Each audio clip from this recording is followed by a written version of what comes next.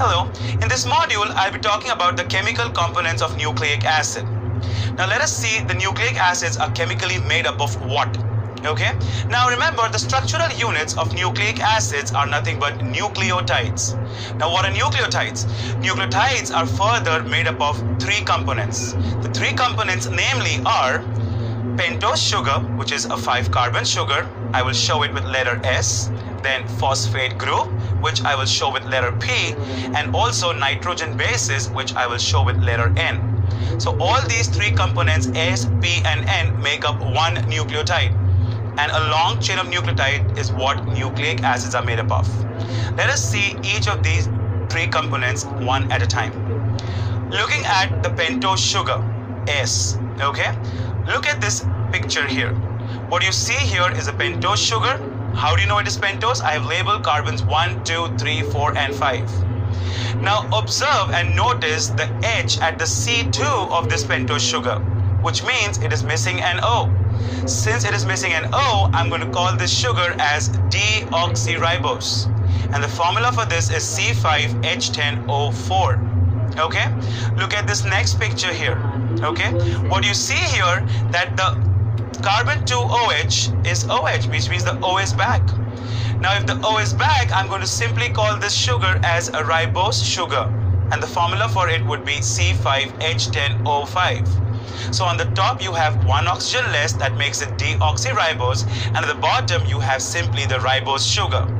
Remember, both these are pentose sugar because they have 5 carbon, and both these basically show a pentagonal rings structure. Okay, moving on, what I'm looking at now is the phosphate group. Now the phosphate group basically is derived from phosphoric acid. Here is the structure of phosphoric acid, the formula for which is H3PO4. Now in phosphoric acid, what you see is it has 3 active OH group. Look at that, number 1, number 2 and number 3. Okay, now out of these 3, only 2 OH groups are involved in strand formation in nucleic acids. Moving on, we're now going to look at the nitrogen bases, N.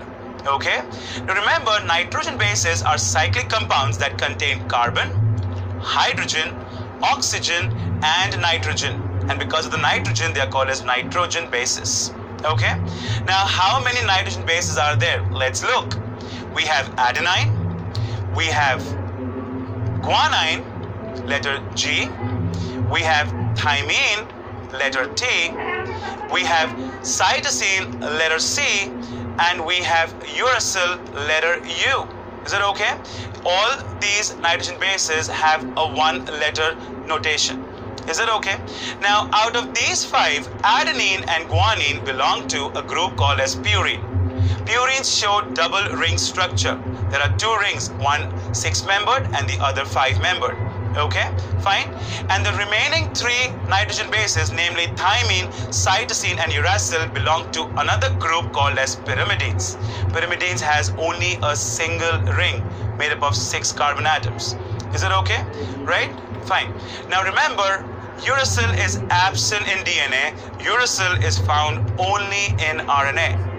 Moving on, let's see the structure of a typical DNA nucleotide. Okay, how does a nucleotide look? Now what you have basically in the center is the deoxyribose sugar. On the first carbon of the sugar, you will see attached are the nitrogen bases, which could be either A or T or G or C, one at a time only, right? A combination of sugar and nitrogen base is referred to as a nucleoside. See that S has been bold for you to understand. This is nucleoside. Okay, now please remember that a nucleoside refers to combination of pentose sugar and a purine or a pyrimidine base.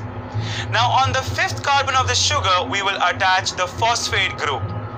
Now when the nucleoside is attached to phosphate group, the entire structure is now called as nucleotide.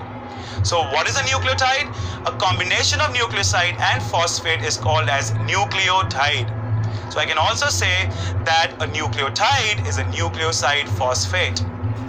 Now look at that bond between the nitrogen base and the sugar. This bond is also called as glycosidic bond.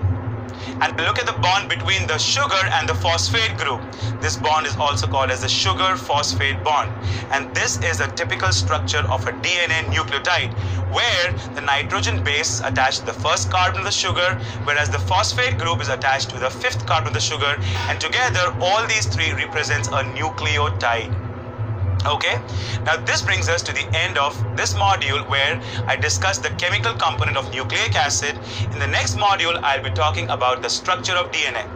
It's a very big concept, so I'll be dividing into two parts, so we'll look at part 1 in the next module. Thank you.